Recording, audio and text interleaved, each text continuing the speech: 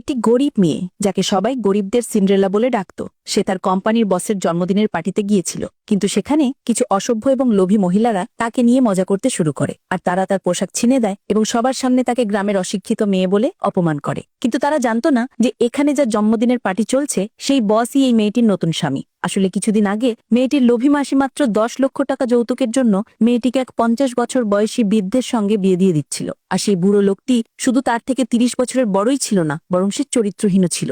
আর তাই বিয়ের দিন মেয়েটি সবার সামনে সেই বিয়ে ভেঙে দেয়। এটা দেখে মেয়েটির মাসি তাকে হুমকি দেয় যে যদি সে বিয়ে না করে তবে তার পা ভেঙে দেবে। কিন্তু মেয়েটি একদমই ভয় পায় না। সে সঙ্গে সঙ্গে বিয়ের মণ্ডপ থেকে নেমে সেখানে উপস্থিত এক স্মার্ট এবং সুদর্শন যুবকের হাত ধরে। এরপর সে তাকে বলে, কোনো যৌতুক লাগবে না, কোনো গয়নাও লাগবে না, বিনামূল্যে বউ চাও কিনা? যদি চাও তাহলে এখনই আমাকে বিয়ে করো। মেয়েটি তাকে টিনে মণ্ডপে নিয়ে গিয়ে বিয়ের জন্য রাজি করিয়ে নেয় এবং তারা সঙ্গে সঙ্গে বিয়ের সার্টিফিকেটও তৈরি করে ফেলে। এভাবেই প্রথম দেখাতেই তারা স্বামী স্ত্রী হয়ে যায়। কিন্তু মেয়েটি তখনও জানতো না যে তার নতুন স্বামী আসলে দেশের সবচেয়ে ধনী ব্যক্তি। বিয়ের পর মেয়েটি যখন তার স্বামীকে বাড়ি নিয়ে যাচ্ছিল তখন সে তাকে তার পুরনো ব্যাটারি চালিত স্কুটারে বসাতে চেয়েছিল। এটা দেখে স্বামী অবাক হয়ে যায়। এরপর মেয়েটি বলে, আগে কখনো ইলেকট্রিক বাইক দেখোনি, চলো এটাতেই যাই। ঠিক তখনই বসের সহকারী গাড়ি নিয়ে আসে, কিন্তু বস তাকে চলে যাওয়ার ইশারা করে, কারণ সে তার পরিচয় লুকিয়ে মেয়েটির আসল উদ্দেশ্য জানতে চেয়েছিল। এরপর মেয়েটির কাছে একটি কোম্পানি থেকে ফোন আসে। আসলে মেয়েটির চাকরির ইন্টারভিউ বাতিল হয়ে গিয়েছিল, কিন্তু যখন ফোনের ওপাশের লোকটি বসকে দেখতে পায় সে সঙ্গে সঙ্গে তার সিদ্ধান্ত বদলে ফেলে এবং মেয়েটিকে চাকরি দিয়ে দেয়।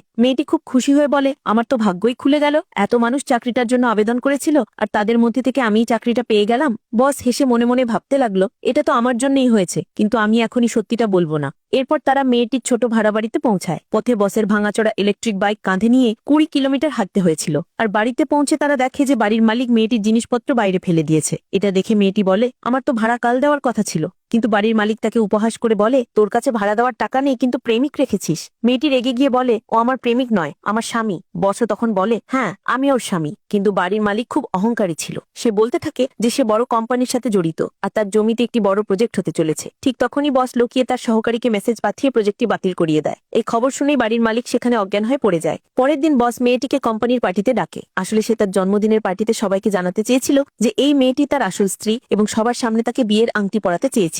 কিন্তু পার্টিতে মেয়েটির সেই অহংকারী মাসি এসে সবার সামনে তাকে অপমান করতে শুরু করে। সে বলে, তুই এখানে আসার যোগ্য নস, তুই তো একটা গেঁয়ো নিচু জাতের মেয়ে।